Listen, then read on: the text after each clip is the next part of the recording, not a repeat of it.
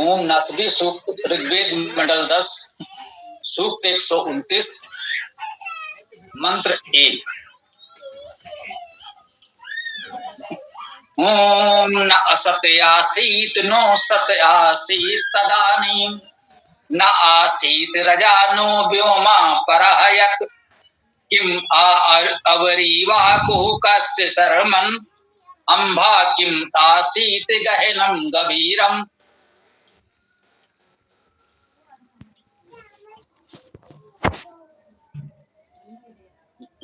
इस मंत्र में विश्व परमेष्ठी प्रजापति देवता परमात्मा छंद त्रिष्टुप स्वर भैवत अनुदात नासदी सूक्त को सृष्टि का सूक्त माना जाता है। जैसे पुरुष सूक्त और हिरण्यगर्भ सूक्त है, वे भी सृष्टि के सूक्त माने जाते हैं।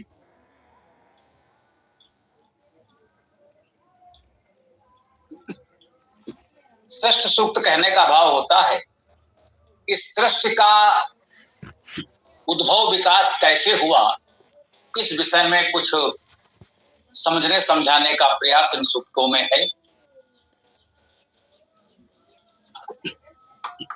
सृष्टि के संदर्भ में ये नासदी सूक्त सर्वाधिक प्रसिद्ध है, क्योंकि इसमें शून्य से सृजन का आरंभ समझने का प्रयास किया गया है। जब कुछ भी नहीं था, इसे आप एक परिकल्पना भी मान सकते हैं। सृष्टि का क्रमशः विकास हो रहा है, ये तो देखने में आ रहा है, ये तो समझा जा सकता है, दिख रहा है, अनुभव में।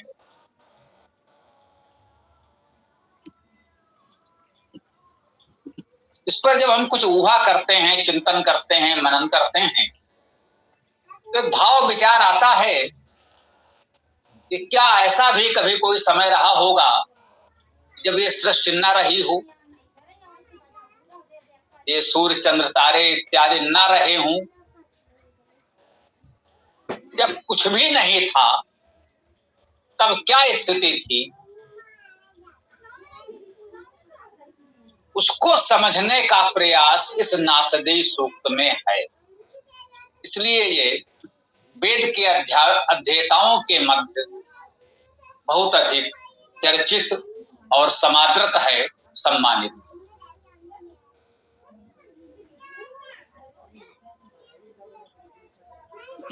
आइए इसको समझने का प्रयास करते हैं। कह रहे हैं ना असत आसीत, ना नहीं असत, जो सत नहीं है। कुछ तो सत है और कुछ असत है। सत और असत जगत, कुछ सत अर्थात है, अस्तित्व में है, जिसे हम कहते हैं सत है, और असत है।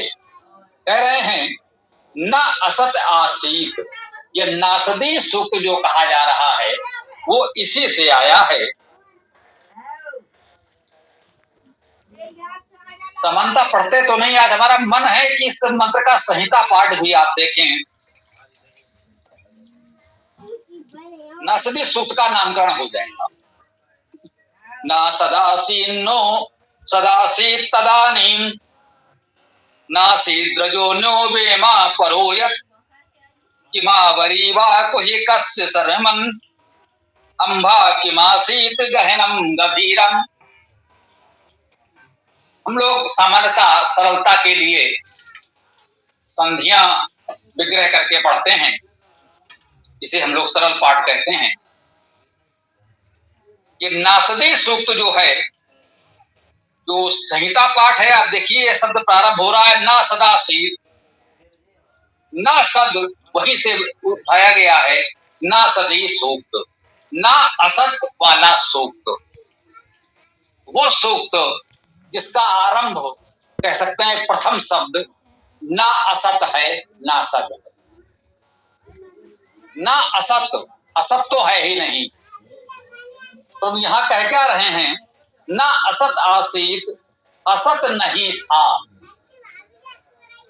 वैसे तो आप कह सकते हैं जो असत है उसका अर्थ ही है कि वो है ही नहीं, तभी असत है। होता तो उसे सत कहते, लेकिन अब ये बहुत दूर की गूढ़ परिकल्पना है। जब सृष्टि नहीं था तो कह रहे सत भी नहीं था, असत भी नहीं था। कह रहे ना असत आसीत, असत नहीं था, नो सत आसीत, और सत भी तो नहीं था। तदानीम अर्थात तब, ये अव्यय है।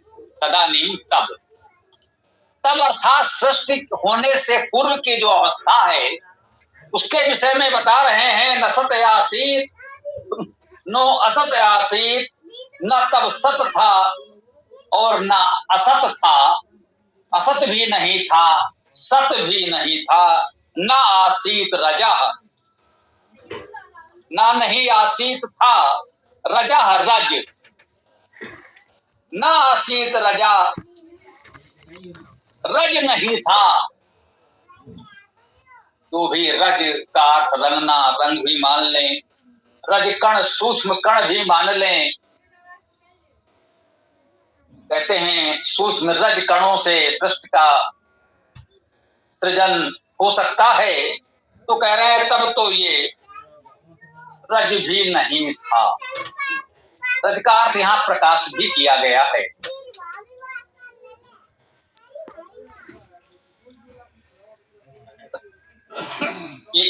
रज रज रंज धातु है, जिसका अर्थ दीप्त होना, प्रकाश होना भी है, रंगना गाना आदि भी है। राज धातु का अर्थ तो दीप्त होना, प्रकाश होना होता ही है। रंज धातु माने तो भी उसका अर्थ रंगना, रत होना होता है। तो रज का अर्थ सामान्यतः सूक्ष्म कणों से भी लोग ले लेते हैं, प्रकाश कणों से ले सकते हैं, जो प्रकाश के सूक्ष्म कण हैं उन्हें ले सकते हैं, जिन्हें आधुनिक शब्दावली में आप फोटान कहते हैं। तो प्रकाश के जो सूक्ष्म कण हैं उन्हें रजा कहा गया है। ऐसा भी आप मान सकते हैं। प्रकाश का सूक्ष्मतम अंश रजा, न आसीत रजा, ये रजा नहीं था। नो व्योमा परायत, और ये व्योम भी नहीं था परायत, उससे परे तो ये व्योम भी नहीं था। व्योम अर्थात शब्द, व्योम का अर्थ शब्द किया गया है। इसमें भी उपसर्ग और अवधातु माने तो अवधातु का अर्थ रक्षा करना भी होता है। ऊ धातु का अर्थ शब्द करना, रक्षा करना दोनों है। और ऊ दीर्घ ऊ धातु का अर्थ भी शब्द करना, विश्वास करना है। तो शब्द विशेष रूप से मिल रहा है। तो षष्ठ के क्रम को देखते हुए यहाँ पर व्योम का मुख्य अर्थ शब्द ग्रहण किया गया है। जब हमने आपको बताया कि धातु अर्थ में अन्य जो भी अर्थ संभव है वो इसमें लिखे हैं, आप वे सभी अर्थ ग्रहण कर सकते हैं, आपको पूरी छूट है। मुख्य अर्थ हमने यहाँ शब्द ग्रहण किया है। ना आसीत रजा, वह रज भी नहीं था, प्रकाश भी नहीं था। न्यो व्योमा परायत, और यह वह शब्द भी नहीं था, उस रज प्रकाश से परे शब्द भी नहीं था। सत और असत तो दार्शनिक शब्द हैं, कह सकते हैं पदार्थ से पूर्व की कल्पना है। जब कोई पदार्थ नहीं होता, परमाणु नहीं होता, कोई द्रव्य नहीं होता, आकाश भी नहीं होता, उससे भी सूक्ष्म परिकल्पना है सत और असत। तो सूक्ष्म से स्थूल की ओर बढ़ रहे हैं, ऐसा अनुभव हो रहा है। कह रहे हैं ना असत आसीत, नो सत आसीत तदानीम, तब असत नहीं था और सत भी नहीं था। ना आसीत रजा, प्रकाश नहीं था। नो व्योमा परायत, और शब्द भी नहीं था। प्रकाश भी ऊर्जा है, यह सूक्ष्म है। सत और असत जैसे दार्शनिक अवधारणाओं से आगे बढ़कर ऊर्जा के रूप में सूक्ष्मतम प्रकाश हमको प्राप्त होता है। कह रहे हैं प्रकाश भी नहीं था और प्रकाश से कुछ स्थूल है शब्द ध्वनि, करे नो व्योमा परायत, उससे परे तो शब्द भी नहीं था। किम आ अवरीवा कुहुकस्य शर्मन, किम क्या, किम किम सर्वनाम है, वे भी है, क्या किसने, किम क्या, आ उपसर्ग है सम्यक समन्तात, अवरीवा, अवरीवा का अर्थ किया गया आवरण किया, आच्छादित किया हुआ था। प्री धातु का अर्थ वर्ण करना, आवरण करना भी होता है। देखिए प्री से वर्ण और आ उपसर्ग लग जाए तो आवरण। आवरीवा, आवरीवा का अर्थ किया गया आ उपसर्ग और आ उपसर्ग दोनों हो सकते हैं। आ दीर्घ है ये भी उपसर्ग है, आ लघु है ये भी उपसर्ग है। जैसी आवश्यकता हो ग्रहण कर लें। प्री वर्ण करना, आ उपसर्ग के साथ आवरण करना।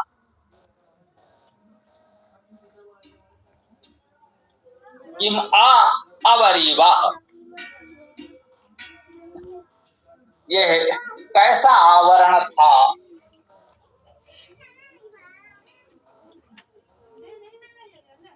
वह क्या था जो सम्यक समन्तात आवरीवा, आवरण किया हुआ, आच्छादित किया हुआ था।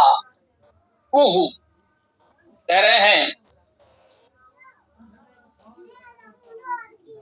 कुहु कस्य शर्मन, कुहु कहा, अव्यय है, सर्वनाम से उत्पन्न अव्यय है। कुहु कहा, कस्य किसका, ये तो सर्वनाम है, स्पष्ट जानते हैं। कुहु कहा, कस्य किसका, शर्मन श्रुति में, शर्म में। इसको भी आप वाणी और ध्वनि का पर्याय मान सकते हैं। स्वी धातु का अर्थ सुनना, उससे ये पद बना है शर्मन। शर्मन का अर्थ है श्रुति में या शर्म में कह सकते हैं। इसी शब्दों में, वेद के शब्द में शर्मन का अर्थ शर्म में या कह सकते हैं श्रुति में। स्वी धातु का अर्थ सुनना। किम आ अवरीवा कुहु कस्य शर्मन, कहा किसके शब्द में, कुहु कस्य शर्मन कहा किसके शब्द में, किम आ अवरीवा क्या आच्छादित किए हुए था। अंभा किमासीत गहनम गंभीरम, अंभा, अंबा का अर्थ है द्रव, प्रवाही जल। अंबा का सामान्यता अर्थ जल ही किया गया और जल को धारण करने वाले बादलों का भावार्थ भी बहुधा कर लिया गया है। वैसे अंबा में अंब धातु है, इसका अर्थ शब्द करना, द्रवित होना, द्रवीभूत होना है। शब्द और द्रवण, प्रवाह, दो अर्थ अंबा के हैं। अंबा किम आसीत, किम क्या आसीत था, गहनम गंभीरम, गहन गंभीर, गहन गंभीर अंबा क्या था, वह क्या अंब था जो इतना गहन गंभीर था। अंब का अर्थ देखा आपने, इसमें शब्द करना भी है, द्रवण भी है। तो द्रव के रूप में इसका भावार्थ जल किया जाता है। द्रव का प्रतिनिधि जल ही है, जो भी द्रव पदार्थ हैं हम जानते हैं, उनका प्रधान रूप जल ही है। सामान्यतः जल के गुणों को देखकर ही हमने द्रवण की परिकल्पना की और फिर जिन पदार्थों में ये द्रवण का प्रवाह बहने का गुण पाया गया उन सबको द्रव कहा गया। तो इस प्रकार से अंबा का सामान्यता अर्थ जल किया गया है। धातु अर्थ के रूप में शब्द या ध्वनि भी मान सकते हैं। कहते हैं अंबा किमासीत गहनम गंभीरम, वह जल, कह सकते हैं इतना गहन गंभीर जल भी क्या था, क्या था, कैसा था, अर्थात नहीं था। ये कह रहे हैं उस समय तो ये भी नहीं था। ये न असत सूक्त है, तब तो कुछ भी नहीं था। ना असत आसीत नो सत आसीत तदानीम, तब ना असत था और ना सत था। ना आसीत रजानो व्योमा परायत, तब रज नहीं था और व्योम भी अर्थात शब्द ध्वनि भी नहीं था। कि माँ अवरीवा कुहु अर्कस्य शरमन, कहते हैं कि तब किसके ध्वनि में कि मावरीवा क्या आच्छादित किए हुए था। अंबा किमासीत गैनम गभीरम, और वह ध्वनि या जल भी गहन गंभीर कहाँ था, क्या था। तब तो ये कुछ भी नहीं था। नासदी सूक्त के इस प्रथम मंत्र में उस स्थिति की परिकल्पना प्रस्तुत की गई जब सृष्टि नहीं हुई थी। सृष्टि का सृजन प्रारंभ हुआ ही नहीं था। सृष्टि के पूर्व के स्थिति का वर्णन किया जा रहा है। इसीलिए कहा गया है ना सती सूक्त, जब कुछ था ही नहीं उस अवस्था का वर्णन यहाँ सबसे पहले किया जा रहा है। तो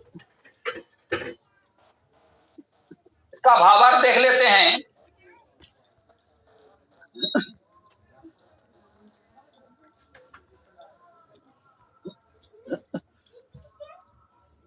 जहां ये विविध सृष्टि नहीं थी, या जब ये विविध सृष्टि नहीं थी, तब असत, असत्य, अभाव, असत्ता भी नहीं था। सत्य भी नहीं था अर्थात सत्य भाव सत्ता भी नहीं था। रजा अर्थात प्रकाश नहीं था। जो परे व्योम शब्द भी नहीं था। क्या किसने समन्तात सम्यक आवरण किया, आच्छादित किया हुआ था। क्या पता कौन जाने कहा किसके श्रुति शर्म में द्रव अर्थात प्रभावी जल विद्यमान था, विद्वान था। उस समय क्या गहन गंभीर सर्वव्यापक था, यह विचारणीय है। एक परिकल्पना प्रस्तुत की जा रही है। सृष्टि के सृजन से पूर्व क्या स्थिति रही होगी, आप केवल इसकी कल्पना कर सकते हैं और उसे जानने समझने का कोई साधन हमारे पास उपलब्ध नहीं है। विशेष अवरीवा पद को पद पाठ में अवरीवा पद विग्रह किया गया है। ये पद पाठ हमने आपको बताया कि अति प्राचीन है, अर्थात संहिता पाठ के पदों का विग्रह करके संधि विच्छेद करके अति प्राचीन आचार्यों ने लिख दिया है और उसको भी प्रामाणिक माना जाता है। प्रयास करते हैं भाष्यकार कि उस संधि विच्छेद विग्रह जो पद पाठ में किया जा चुका है उसका पालन करें, सम्मान करें। मनमाना पदच्छेद संधि विच्छेद भी ना करें। अपवाद छोड़कर सामान्यता इसका पालन किया गया। तो उस पद पाठ में आवरीवा प्लस संहिता पाठ में जो पद है वो है आवरीवा। अब इस पद को पद पाठ में आवरीवा पद विग्रह किया गया है, अर्थात आ को उपसर्ग के रूप में अलग कर दिया गया और अवरीवा एक पद अलग से दिखाया गया, दर्शाया गया। आ तो उपसर्ग है तथा आ भी उपसर्ग है, लघुआ जो है वो भी उपसर्ग है।